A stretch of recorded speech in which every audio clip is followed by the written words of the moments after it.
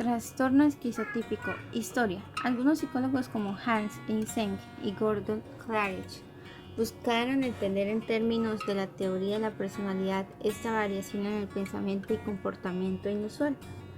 Esta fue conceptualizada por Eysenck como un rasgo de personalidad único llamado psicoticismo.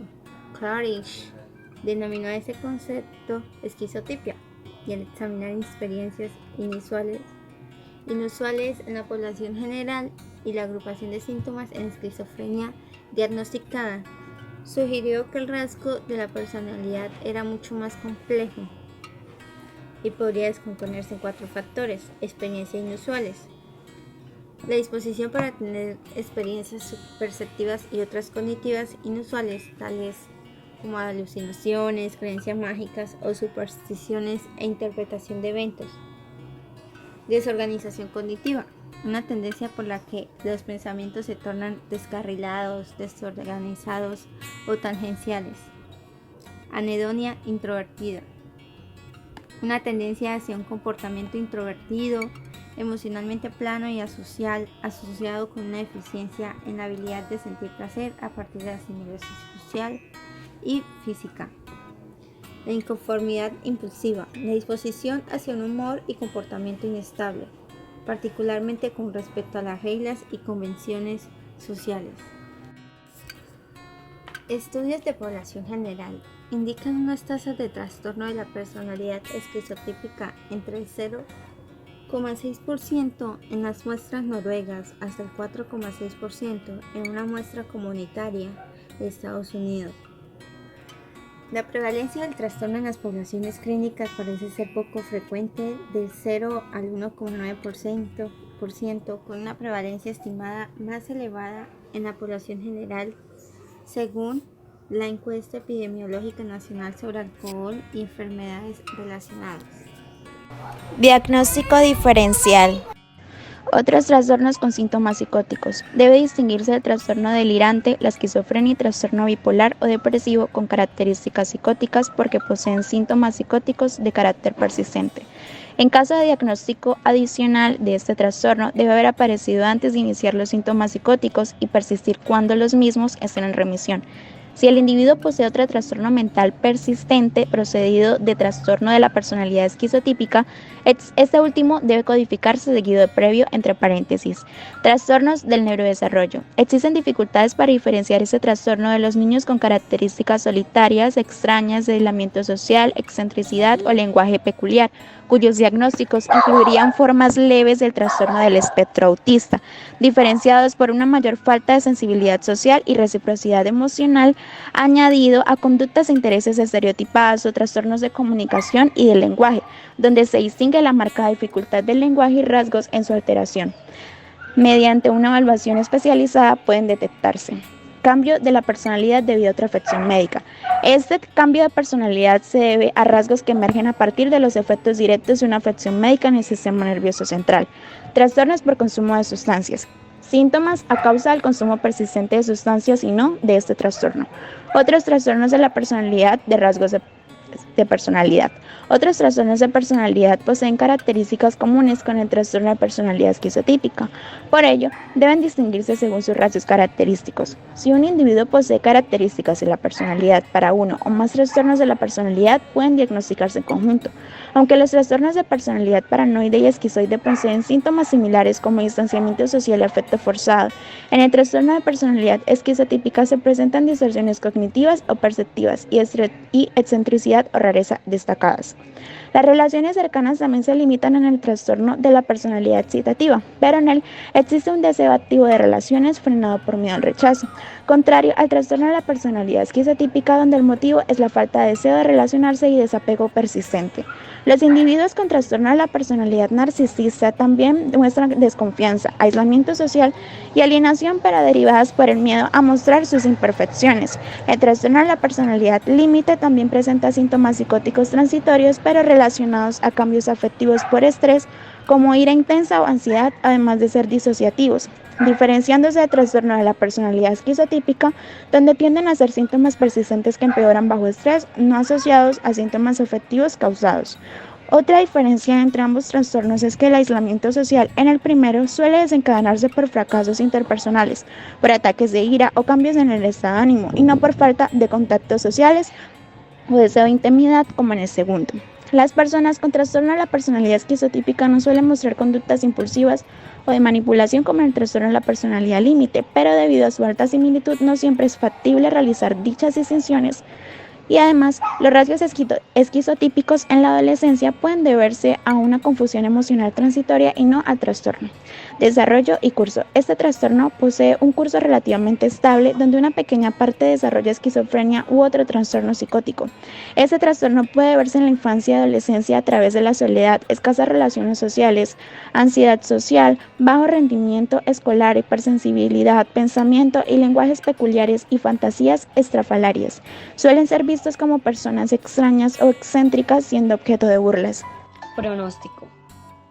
El trastorno de la personalidad esquizotípica tiene agregación familiar y es más frecuente entre los familiares biológicos de primer grado de los individuos con esquizofrenia. Tratamiento. El tratamiento general de los trastornos esquizotípico de la personalidad es el mismo que el de todos los trastornos de la personalidad. El tratamiento principal del trastorno esquizotípico consiste en los fármacos. Los antipsicóticos atípicos reducen los síntomas de ansiedad y psicosis. Los antidepresivos también pueden ayudar a disminuir la ansiedad en pacientes con trastorno esquizotípico de la personalidad. La terapia cognitivo-conductual, que se centra en la adquisición de habilidades sociales y el manejo de la ansiedad, puede ser útil. Esta terapia también puede aumentar el conocimiento del propio paciente de cómo su comportamiento puede ser percibido. La psicoterapia de apoyo también es útil. El objetivo es establecer una relación de apoyo emocional alentadora con el paciente y por lo tanto ayudarlo a desarrollar mecanismos de defensa saludable, especialmente en las relaciones interpersonales. Etiología. Se desconoce la causa exacta del trastorno esquizotípico de la personalidad. Sin embargo, pueden estar involucrados muchos factores, como lo son el genético, lo psicológico y lo ambiental. El genético, debido al que el trastorno de la personalidad esquizotípica tiene agregación familiar y es más frecuente entre los familiares biológicos de primer grado de los individuos con esquizofrenia que en la población actual. En lo psicológico, ya que la personalidad, la habilidad de lidiar con el estrés y de manejar las relaciones con otros de una persona pueden contribuir al trastorno esquizotípico. Y por último, el ambiental, debido a que sufrir de un trauma emocional cuando niño y el estrés crónico también pueden jugar un papel en el desarrollo del trastorno. Criterios diagnósticos. Existe un patrón dominante de deficiencias sociales e interpersonales que se manifiestan por un malestar agudo y poca capacidad para las relaciones estrechas, así como por distorsiones cognitivas o perceptivas y comportamiento excéntrico, que comienza en las primeras etapas de la edad adulta y está presente en diversos contextos, y que se manifiesta por 5 o más de los siguientes hechos. Número 1. Las personas con trastorno de la personalidad esquizotípica suelen tener ideas de referencia, es decir, que los incidentes casuales y los acontecimientos externos se interpretan incorrectamente, como si tuvieran un significado inusual y particular específicamente para esa persona. Estas se deben diferenciar de los delirios de referencia en los que las creencias se sostienen con una convicción delirante. Número 2. Estas personas pueden ser supersticiosos o estar preocupados por los fenómenos paranormales que están fuera de las normas de su subcultura. Pueden sentir que tienen poderes especiales para percibir los acontecimientos antes de que ocurran o para leer los pensamientos de los demás. También pueden creer que tienen un control mágico sobre los demás, que se puede poner en marcha de una forma directa. Por ejemplo, creer que su pareja saca al perro a dar un paseo como resultado directo del pensamiento que tuvo hace una hora de sacar al perro. O de una forma indirecta que se da mediante el cumplimiento de rituales mágicos. Por ejemplo, caminar más allá de un objeto específico en 3 ocasiones para evitar un hecho perjudicial. Número 3. Pueden aparecer alteraciones perceptivas. Por ejemplo, sentir que otra persona está presente u oír una voz murmurando su nombre. 4. Su discurso puede contar con una expresión o una construcción inusuales e idiosincrásicas. Este es a menudo impreciso, divagante o vago, pero sin un descarrilamiento real o incoherencia. Las respuestas pueden ser excesivamente concretas o abstractas, y las palabras o conceptos se aplican a veces de maneras inusuales. Número 5. Las personas con este trastorno suelen ser suspicaces y pueden tener ideación paranoide. Por ejemplo, la creencia de que sus compañeros de trabajo tienen la intención de debilitar su reputación con el jefe. 6. Por lo general no son capaces de manejar la gama completa de afectos y habilidades interpersonales necesarias para las relaciones exitosas, y por lo tanto a menudo parecen interactuar con otros de una manera inapropiada, rígida o constreñida. 7.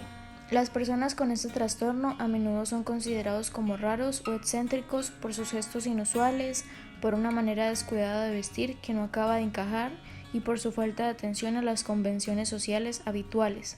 Por ejemplo, es posible que la persona evite el contacto visual, use ropa que está manchada de tinta y que no le sienta bien, y que no haga bromas ni comparta el humor de sus compañeros de trabajo. 8. Las personas con ese trastorno experimentan la intimidad personal como problemática y se sienten incómodos en relación con otras personas. A pesar de que pueden expresar descontento acerca de su falta de relaciones, su comportamiento sugiere una disminución de deseo de contacto íntimo. Como resultado de esto, por lo general no tienen amigos cercanos o confidentes que no sea un pariente de primer grado. Número 9. Siempre están ansiosos en las situaciones sociales, particularmente aquellas que involucran personas desconocidas. Interactúan con otras personas cuando tienen que hacerlo, pero prefieren mantenerse apartados porque sienten que son diferentes y simplemente no encajan. Su ansiedad social no disminuye con facilidad, incluso cuando pasan más tiempo en ese entorno o se familiarizan y conocen más a las otras personas, debido a que esa ansiedad suele estar asociada con suspicacia respecto a las motivaciones de los demás. Por ejemplo, cuando asistió a una cena, la persona con trastorno de la personalidad esquizotípica no estará más relajada a medida que pasa el tiempo, sino que puede llegar a estar cada vez más tensa y desconfiada.